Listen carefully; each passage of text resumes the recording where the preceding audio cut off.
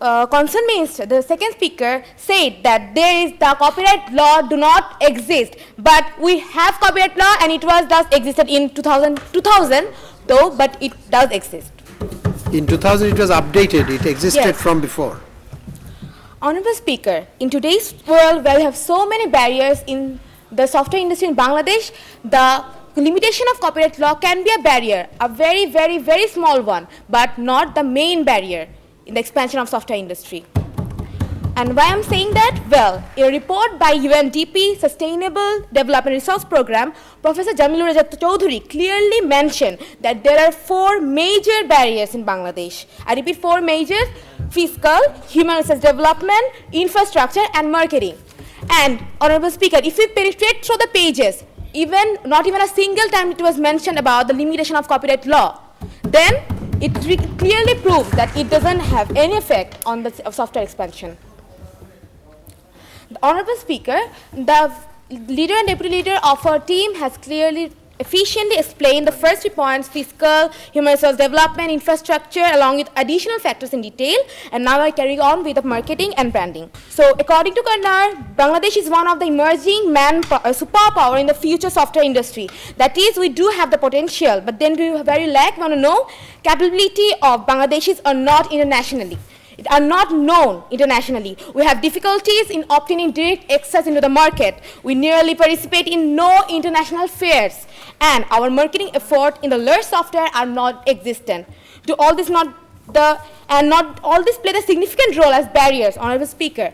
Suppose the copyright law is modified, as the government says, but all these factors are still present. But will there be any expansion? No, right? Then, Honorable Speaker, I like to inform the government to think practically rather than theoretically. The copyright can be some written documents, can never bring the visible change in the long run. Honorable Speaker, we buy about 68.3% of our software to the USA and 32.5% to the UK, 20% to Canada, and 18% to Australia. We will modify the copyright law for the security of these softwares, right? Then when we are selling most of our softwares, it is now their headache for this security, not ours. Moving to the next point, the basic salary of any IT officer, the primary officer, IT officer worker is around 10 to 20,000 taka, according to BASIS, Bangladesh Association Software and Information Services. And we all know, Honorable Speaker, that in today's world, in 21st century, this is a very, very, very small amount in the expansion. So people now are more interested to work in an R&D sector or rather in a bank. Moreover, Honorable Member, you are left with only 1 more minute. Moreover, in the last 2 years, around 1,300 cyber crimes have been filed in Bangladesh, from which only 200, I repeat, only 200 cases have been resolved. Then we all know the obvious reason. Therefore, Honorable Speaker, I humbly request that this bill should not be passed at today's Parliament. Thank you, everyone. Thank you, Honorable Member. We have finished the first round of debates between the two sides. Now the time comes when the leader of the opposition will come up with his rebuttal of what has been said, and then the Prime Minister with his defense. Thank you, Honorable Speaker, for giving me another opportunity. Honorable Speaker, let me first state the questions which we asked to the government, but they were left unanswered. Number 1, what is exactly the limitation of copyright law in Bangladesh? Number 2, if we cannot provide our freelancers with proper, I repeat, proper internet facility, how can we expand the industry? Number 3, who will you give the subsidy to if you don't have any people in the IT sector? And then again comes, is money enough to create a software and expand an industry? Please answer. Number 4, modern software technology, like in cloud computing, it is almost impossible to steal anything because it is like Gmail. It stays there and you can use it from there. So I don't know how the copyright law affects the software industry in the aspect of modern software technology. Number 5, how can the government say there is no copyright law in Bangladesh? Copyright law in Bangladesh existed since 1962. It was last updated in 2000 and it was last amended in 2005. And number 6, international diplomacy. I think you didn't get that point properly. I was telling that in Bangladesh, the government needs to negotiate with the foreign countries for the entry of our software in their market at low tax cost or free. Just like we have the GSP advantage in the USA market for our RMG sector.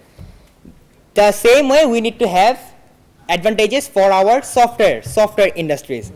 Now, you are telling that, the government was telling the Honorable Speaker that if we have people in our country, then why do we need to export softwares outside? Well, you have created a product, you're keeping it in the storehouse. Will that expand the industry? Please answer. Now, summing up we are not telling that the limitation of copyright law is not a barrier. It is a barrier, but a very small one. Software industry in Bangladesh is facing much more bigger problems than the limitation of copyright laws. And if we eradicate the limitations of copyright law, we don't see any visible progress. So we hope that the government will agree with us. Limitation of copyright law is not the main barrier for the expansion of software industry in Bangladesh. Rather, Bangladesh is facing much more bigger problems. Thank you, Honorable Speaker. Thank you all. Thank you very much.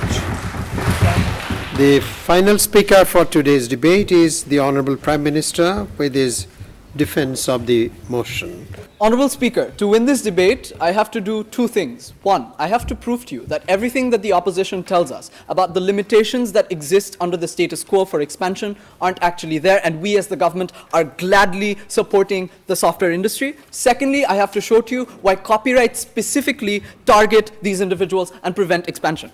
So let's analyze what this debate has been about. A lot of things have been brought up about what prevents a person from expanding his individual skill, which thus leads to an expansion of the industry. The first point discussed upon was the internet and how the internet expansion is being prevented.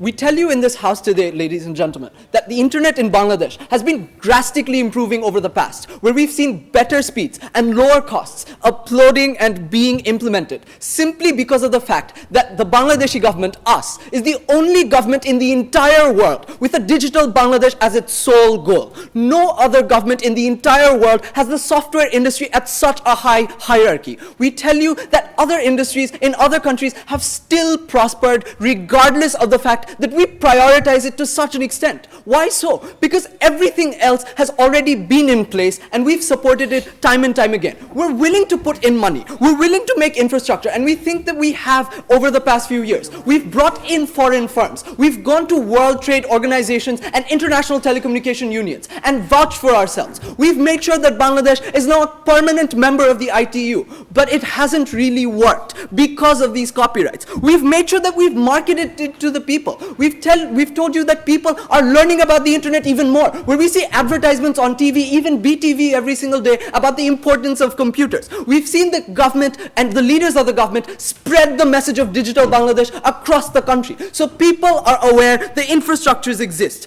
The entire country is in a point where they can still prosper. We tell you that technical skills still exist, and this is where both sides agreed on, where BUET in itself brings professors from other countries. Even if it's not BUET, we've got private universities like BRAC University in North-South, bringing in foreign university teachers and equipment from foreign universities and sending these people abroad to participate in competitions. It's not because of a lack of skill. So when do these people leave the country? That's been one of the major contentions today. They don't leave before entering the university, they leave after, because they can't find a proper job. Why can't they find a proper job? Because the industry in itself has no incentive to expand. Then comes the question which they brought up. Look, these people don't get wages, and that's why they don't go into that industry. We tell you that this can be rebutted in two different reasons. One, the RMG sector in itself has a minimum wage issue. So the wages in the RMG sector are the lowest, and people still go into it because they believe they can improve the country. Secondly, they don't go into it because of the fact that, and the only reason why wages don't improve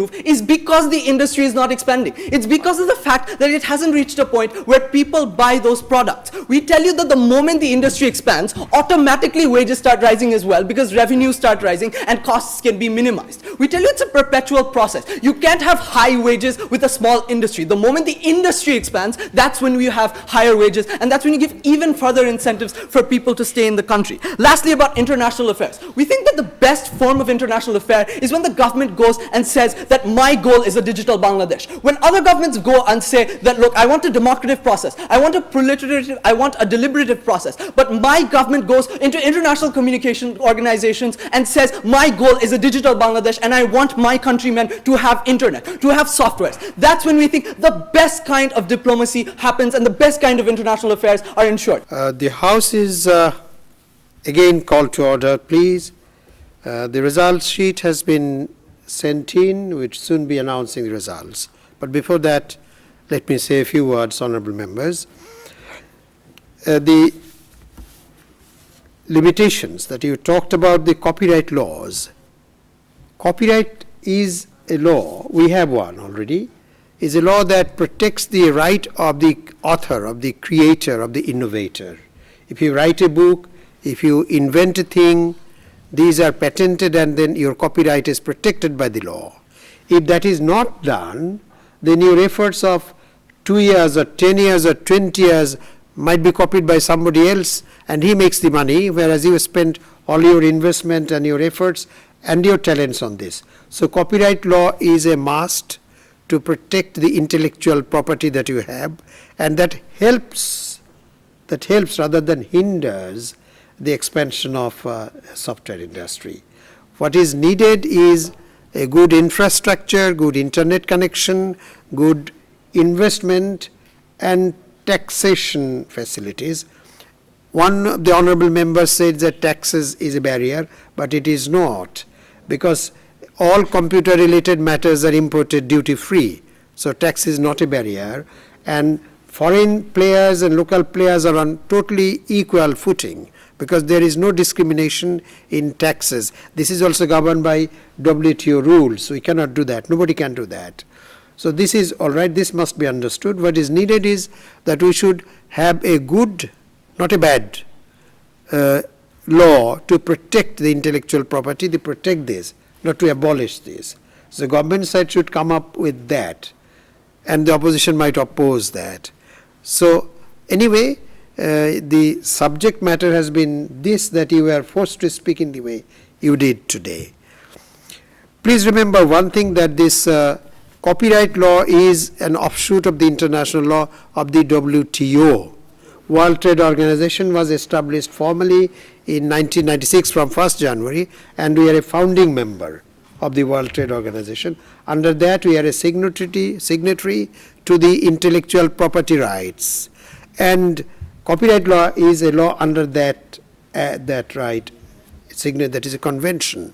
So we have to try to enforce it, but we must give opportunities and incentives to our talented people to develop more and more software, for which, yes, international diplomacy is needed, international trade relations is needed, and the government should try to do that. Anyway, with these few words, I have the pleasure of announcing the results for today's very heated debate. The results are very close. It was a very close call. The winner and the defeated party, I shouldn't say defeated, those who couldn't win are very close in their markings. But there has to be a winner. And the winner today is the government party.